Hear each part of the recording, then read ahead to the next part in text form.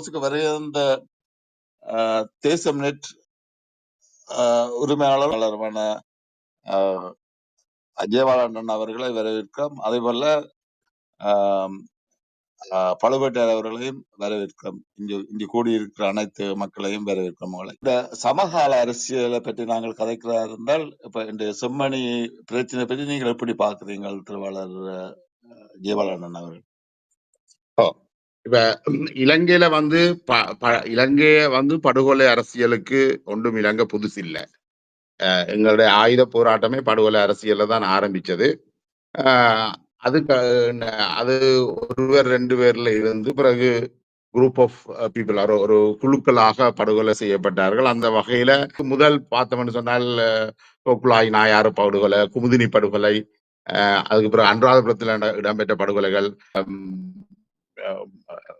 முஸ்லிம் கிராமங்கள்ல நடந்த படுகொலைகள், இவ்வாறு இந்த அதே போல ஜேவிபி காலத்தில் நடந்த படுகொலை, ஒரு பாரிய படுகொலைக்கான ஒரு பெரும் பட்டியல் ஒன்று இருக்குது. அப்ப அந்த வகையில செம்மணி மட்டுமல்ல, அனைத்து படுகொலைகளும் நிறுத்தப்பட வேண்டும், அனைத்து படுகொலைகளும் விசாரணைக்கு உட்படுத்தப்பட வேண்டும், மக்களுக்கு நியாயம் கிடைக்க வேணும். அப்ப இந்த நியாயம் கிடைக்கிற விஷயத்துல நான் எப்படி பார்க்கிறேன் என்று சொன்னால், ஒரு படுகொலைய நாங்கள் விசாரிக்கின்ற பொழுது இன்னொரு படுகொலையை விசாரிக்க கூடாது என்று சொல்றதோ, அல்லது இன்னொரு படுகொலையை நாங்கள் காலம் தாழ்த்தி செய்யலாம் என்றதுலயோ, அது ஏனைய சமூகங்களை நிராகரிக்கிற அல்லது ஏனைய மனிதர்களுடைய உயிர்களை குறைச்சு மதிப்பிடுறதாகத்தான் போகும். இந்த அடிப்படையில இருந்தால் நாங்கள் மற்றது இந்த படுகொலைகளை வச்சு அரசியல் செய்யறதும் மிக மோசமானது. அதாவது இந்த படுகொலைகளை செம்மணியை குத்தகை கெடுக்கிறது, நாங்கள் மட்டும்தான் போராடுவோம், இந்த குத்தகை இந்த பிசினஸ் எல்லாம் நிப்பாட்டணும். நன்றி. இப்ப ஜெயபாலன் அவர்கள் சொன்னது கேட்கக்கூடியதாக இருந்தது. நான் செம்மணி பற்றிய படுகொலை பற்றி நீங்க கேட்கிறீங்கள். இந்த நேரத்துல இலங்கையில நடந்த அனைத்து படுகொலைகளை பற்றியும் நான் கதைக்கலாம். இப்ப நீங்க அமெரிக்கால பாத்தீங்கன்னா, கருப்பின மக்களுக்கு எதிராக படுகொலைகள் நடக்கும்போது பிளாக் லைவ்ஸ் மேட்டர் என்று சொல்லி கருப்பின மக்கள் போராடி கொண்டிருந்தவ. அப்ப வெள்ளை இனத்தை சேர்ந்த தேசியவாதிகள் என்ன செய்தவ என்றால் ஆல் லைவ்ஸ் மேட்டர் என்று எதிர்பிரச்சாரம் செய்தவ. அது என்ன செய்கிறது? அது ஏன் அப்ப ஆல் லைவ்ஸ் மேட்டர் என்று வாரினோம்னா, உடனடியா அங்க நடக்கக்கூடிய அந்த இஷ்யூவை சிறுமப்படுத்துறதுக்கு இல்லாட்டி திசை திருப்புறதுக்கு தான் அந்த மாதிரியான அபத்தமான வேலைகளை அவர்கள் செய்வார்கள். அதாவது செம்மணியை பற்றி கதைக்க சொன்னா, நிறைய படுகொலைகள் காலகாலமா நடந்து வந்திருக்குது. எல்லா படுகொலைகளை பற்றி நாங்க கதைக்கணும் என்று சொல்றது ஒரு ஒரு எஸ்கேபிசம் என்று நாங்க பார்க்கலாம். இங்க நாங்கள் படுகொலைகள் நடந்தது என்று சொல்லும் போது, நீங்கள் எல்லா படுகொலைகளையும் பட்டியலிட்டு பார்த்தா கூட தமிழினத்துக்கு எதிராக, தமிழர்களுக்கு எதிராக திட்டமிட்ட அரச படுகொலைகள் அரங்கேற்றப்பட்டு கொண்டிருக்கு. சரிதானே? இது நாங்கள் ஆயுதம் தூக்க முன்பிலிருந்தே இது நடந்து கொண்டுதான் இருக்கிறது. இப்ப இவர் ஜெயபாலன் அவர்கள் சொன்னார், முஸ்லிம் ஊர்களில் நடந்த படுகொலைகள் பற்றி எல்லாம் கதைத்திருந்தார். முஸ்லிம் ஊர்காவல் படை சேர்ந்து செய்த படுகொலைகள் எக்கச்சக்கமா இருக்குது.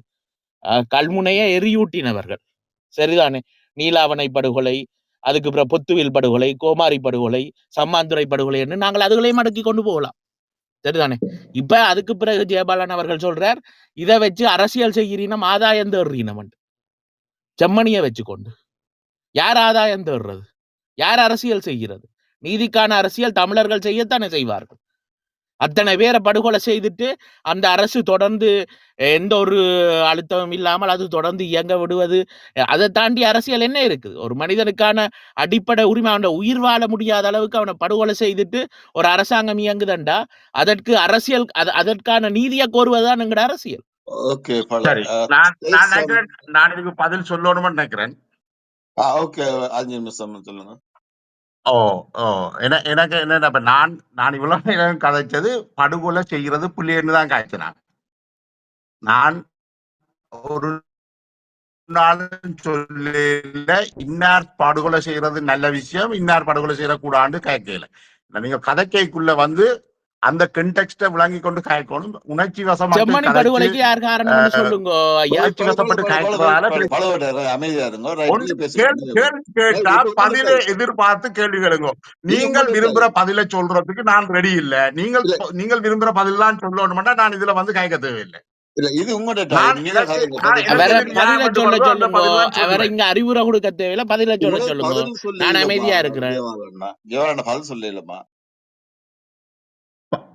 அதான் பதில் சொல்றேன். நான் செம்மணி படுகொலை மிக மோசமானது, மிக கண்டிக்கத்தக்கது. அதே போல குமுதினி படுகொலை மிக மோசமானது, மிக கண்டிக்கத்தக்கது. அதே போல முஸ்லிம் மக்கள் மீது நடத்தப்பட்ட படுகொலை மிக மோசமானது, மிக கண்டிக்கத்தக்கது. அதே போல சிங்கள மக்கள் மீது மேற்கொள்ளப்பட்ட படுகொலை மிக மோசமானது, மிக கண்டிக்கத்தக்கது. அதனால நான் இதுல வந்து பிக் அண்ட் சூஸ் பண்ணையில எந்த படுகொலை ஆக கூட மோசமானது, எந்த படுகொலை ஆக குறைஞ்ச மோசமானது. பழுவேட்டை நீங்க இவருக்கு வட்டி பேச போறீங்களா? இல்ல, நான் பதில் சொல்ல வேண்டி இருக்கு. செம்மணியை பற்றி காய்ச்சிட்டு கேட்கல. செம்மணி படுகொலைக்கு யார் காரணம் என்ற உடனே நேரடியா சொல்ல தைரியம் இருக்க வேண்டும். சிங்கள அரசும் சிங்கள இராணுவமும் தான். இந்த இடத்துல இந்த படுகொலை, அந்த படுகொலை நடந்தது, அங்க ஒரு படுகொலை நடந்தது. ஏன் நான் கூட கதைக்கலாமே. இப்ப 83 கலவரத்தை பற்றி நாங்க கதைக்கலாமே. ஏன் நாங்க கதைக்கல? செம்மணியை பற்றி கதைக்கிறோம் என்றால் நீங்க செம்மணியை பற்றி கேள்வி குறுக்கிட வேண்டாம் என்று சொல்லுங்க. நாகரிகத்தை படிப்பித்துங்க அவருக்கு தம்பி. என்ன இங்க செம்மணியை பற்றி தலைப்பிட்டு கதைக்கும் போது, செம்மணியை பற்றி கேள்வி எழுப்பப்படும் போது, ஒரு ஊடகவியலாளர் என்றால் நேர்மையா அதுக்கான பதிலை தெளிவாக சொல்ல வேண்டும். அதை சொல்லாமல் திசை திருப்புவது, அங்க இங்க இது வழக்கமாக நடக்கிறது போன்று ஒரு தோற்றப்பாட்டை ஏற்படுத்துவதுதான் இவர்கள் நோக்கம். நீங்கள் தானே அரசாங்கம் மற்றவர்கள் எல்லாம் ஆயுத குழுக்கள், பயங்கரவாதிகள் என்றல்லவா நீங்கள் சொல்லி வந்தீங்கள். இந்த அரசாங்கம் என்றது இதுவரைக்கும் என்ன செய்திருக்கிறது இது தொடர்பாக என்ற அந்த கேள்வியை கேட்க வேண்டாமா? இது ஒரு இனப்படுகொலை அரசாங்கம் என்றது மேலும் நிரூபணமாயிருக்கிறது. சரிதானே? அப்ப இந்த அரசாங்கத்தையும் இந்த இராணுவத்தையும் நோக்கி, அதிகாரம் இருக்கிறவனை நோக்கி கேள்வி கேட்க வக்கற்ற இந்த ஊடகவியலாளரும் இங்க மனித உரிமை பற்றி பேசுவதற்கு தகுதியற்றவர்களாகிறார். இங்க யார் மனித உரிமை பேச வேண்டும் என்று இங்க வகுப்படுக்கிறதுக்கு விரும்புற வேண்டாம். முதல்ல அரசாங்கம், இராணுவம், அதிகாரம் இருக்கிறவனை நோக்கி கேள்விய கேளு. இல்லாதவன், போனவன், செத்தவன், வந்தவன், போனவனை பற்றி கதைக்காய். ஓகே, நன்றி பழுவேட்டையர்.